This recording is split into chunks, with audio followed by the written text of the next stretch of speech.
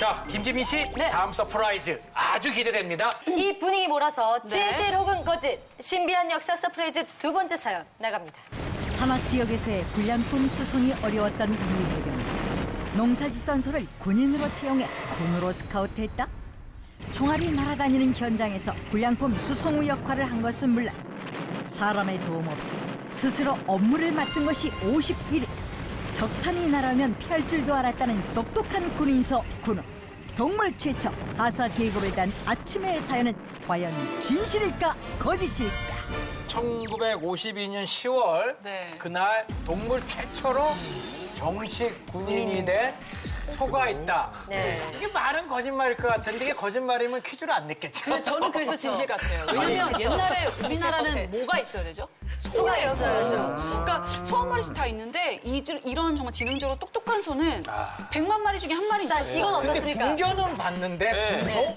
우리나라는 있었을 것 같아요. 이 아침에란 군우가 네. 총알과 포탄이 날아다니는 현장에서 알아서 다 피했대요. 그거 대단해요. 어벤져스급이야. 아니, 거기다가 피가 아닌 거야. 사람의 소가. 도움 없이 수송한 게 51회라는 그렇죠. 거죠. 그러면은 사람이 이제 어디로 가라고 안 했는데 자기가 왔다 자기가 갔다 가는 했거든요. 거죠. 그렇죠. 거의 비둘기처럼. 군량품을 다 싣고. 사람보다 나은데요. 진실일까요, 거짓일까요? 진실. 자, 말도 안 돼. 말씀드리겠습니다. 거짓입니다. 거지, 그렇지. 거지. 상식적으로. 근데 걔는 몰라. 이게 다 거짓은 아닐 것 같고. 소가 아니에요. 걔는 너무 느려. 걔. 소 보면 빠르던데 소도. 네, 걔는 스페인 소죠. 우리 하루가 좀 한국 속상하다. 정답을 말하면 소가 아니라 말이었어요. 아, 그런 말이 되지. 말 자체로는 얘가 되게 겁이 많은 동물이에요. 사실. 맞아요. 그러니까 혼자 놔두면 얘는 도망갈 수밖에 없는 거죠. 우리 아까 얘기했었던 뭐 아침에라는 말, 이 말의 아침에 이름이에요? 예. 근데 얘 실존 이름은 원래는 레클레스. 그러니까 왜 레클레스라고 무모하다는 예, 맞아요. 그러니까 무모할 정도로 용감하다라는 말에서 이 레클레스라고 이름을 줘줬다고 하는데요. 참 재미났던 것은 이제 미 해병대가 이 말을 왜 이렇게 좀 사랑했는가. 모든 전쟁에서 제일 중요한 건 물자 수송이에요. 근데 이 물자 수송을 갖다가 이 말이 너무나도 원활하게 잘해줬고 전우애가 사람에게만 있는 게 아니라 이 동물에게도 있는 거예요. 그래서 거기는 병사들이 야 이거 진짜 나의 전우와 마찬가지야 라고 하면서 심지어는 방탄조끼를 내가 입는 방탄조끼를 벗어다가 발에다가 이렇게 씌워주고 하는 그런 어떤 에피소드도 있습니다. 레클레스와 관련된 되게 재밌는 일화들이 많이 있는데요. 얘가 먹성이 좋았답니다. 먹성이 너무 좋아서 네. 막 스크램블 에그, 아까 그 감자칩, 막 베이컨, 코카콜라, 심지어는 심지어는 맥주까지. 그래서 코카콜라를 너무 좋아하다 보니까 위에 지휘관이 야, 쟤한테 코카콜라 너무 많이 주지 마. 라고 명령을 내릴 정도로 그렇게 해서 부대원들의 사랑을 온몸으로 받았다라고 얘기를 맥주를 하고 있습니다. 마셨다니까 왜 용감했는지 알 것 같아요. 마시니까 용감해지더라고요. 그래서 레클레스. 여기 전두엽에 약간 말거 와가지고. 정확합니다. 근데 아침에는 어떻게 안 죽고 해병대 만기제대 했습니까? 내가 만기제를 했습니다. 그러니까 이게 전쟁 중에 하도 활약을 잘하니까 일단 상병으로 진급을 시키고 그다음에 전쟁이 끝나고 난 다음에 병장까지 진급을 시켰다가 그러다가 1959년 이제 상당히 지나고 난 다음에 미 해병대 기념식 날 하사로까지 진급을 시킵니다. 그리고 이제 그 이후에 이제 그 새끼를 4마리 낳고 이거 암말이었습니다. 안 말했어요. 예.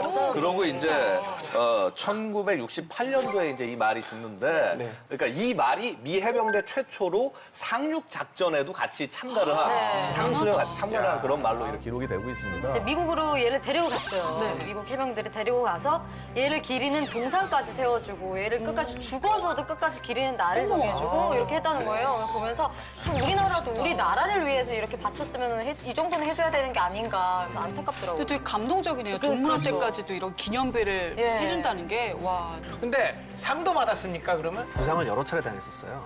그렇기 때문에 이제 어떡해. 퍼플 하트라고 해서 상위 용사 훈장을 받았어요. 야, 마음이 멋있다. 아프다. 그다음에 위 대통령 표창장까지 받았어요. 진짜요? 그다음에 1997년에 라이프 매거진에서 세계 100대 0 발표한 적이 있었는데 거기에 당당히 거기에도 아침에 가요? 또 최근에 무슨 전쟁에 동원된 동물들 없습니까? 제2차 세계대전 때 소련군이 약간 좀 잔혹한 방법을 썼는데 어떡해요? 개 등에다 폭탄을 매달아서 독일군 전차 밑으로 들어가는 훈련을 시켰었어요. 걔가 너무 불쌍해요. 그 훈련을 시켰는데 실전에 투입을 해보니까 2가지 문제점이 있었습니다. 왜요? 첫 번째, 전쟁이라는 데가 되게 시끄러운 데잖아요. 걔가 정신을 못 차려요. 두 번째는 그나마 훈련 받았던 이 개가 전차 밑에 기어 들어가는데 독일군이 아니라 소련군 전차 밑으로 들어갔어요. 왜냐하면 훈련을 소련군 자기 주인. 전차 엔진 소리에 훈련을 받았다. 그러니까 이거 안 되겠다. 그래서 무서워. 다행이네요. 아주 다행이다. 최근 사례로는 미국이 수행한 방법이 돌고래를 활용했습니다. 돌고래 똑똑하잖아요. 똑똑하잖아요. 맞습니다. 돌고래 저보다 똑똑할 거예요. 돌고래 똑똑해서 어떻게 했냐면 이 물 속에 있는 이제 기뢰 같은 것들을 탐지를 하는 임무를 맡겼는데 우와. 이 문제는 뭐였냐면요. 돌고래가 너무 똑똑한 나머지 도망가 버렸습니다. 최초의 수리탄이 뭔지 알아요? 최초의 수리탄. 어떤 건데요? 항아리에다가 독사 집어넣어갖고 던지는 거예요. 독사를 넣어서. 독사를요? 진짜 항아리에, 요만한 항아리에 독사 집어넣어가지고. 이야. 10개 남습니다. 와, 너무 재밌다. 동물들이 진짜 열일하네요, 진짜. 돌고래 내 스타일이야. 인천 상륙작전의 숨은경신 비정규군의 활약, 바로 계급장 없는 비정규군이라고 하는데요.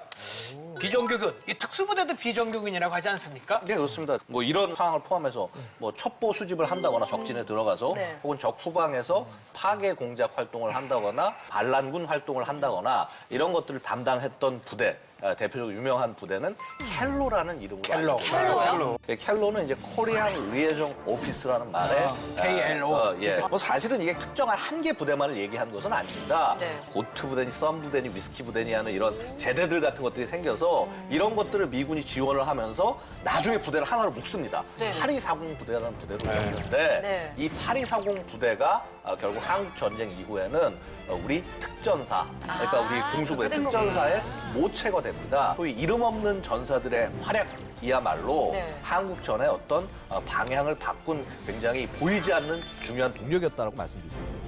실제로 그럼 이 부대의 경우에는 구성이 어떻게 돼 있었던 겁니까? 민간인 신분들이 상당히 많이 있었어요. 그러니까 남성보다는 이 여성들이 군인의 역할을 하면은 조금 더 쉽게 속아 넘어가는 경우가 되게 많이 있잖아요. 그래서 실제로 이 켈로 부대의 구성 인원 중에서 20%는 여성 인원이 차지를 했다고 합니다. 대단하다.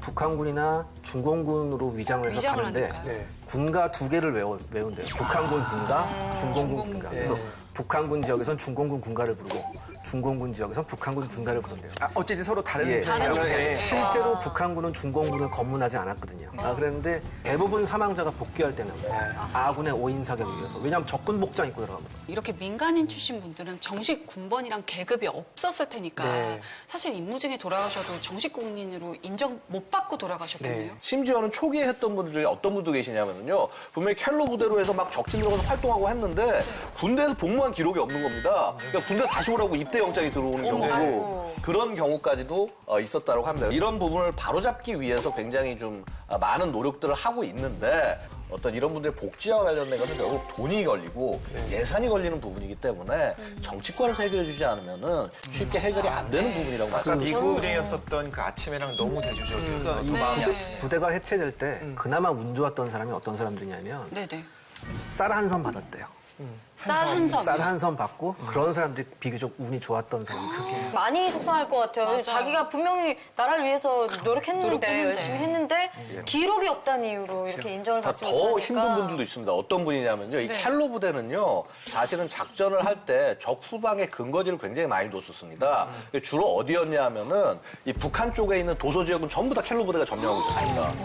근데 우리가 이제 그 소위 휴전 협정을 하면서 여기서 철수하지 못한 분들은 어떡해. 그대로 북한에 남겨져서 그래서 결국은 뭐 최후의 운명을 맞을 수밖에 없는 그런 상황이 됐다. 당시 소속 부대원들의 좀 자료가 많이 없지만 저희가 네. 그래도 몇 장 안 되지만 사진이 좀 있어요. 이 자리를 빌어서 우리가 다시 한번 감사하는 마음을 좀 다시 새겼으면 좋겠습니다.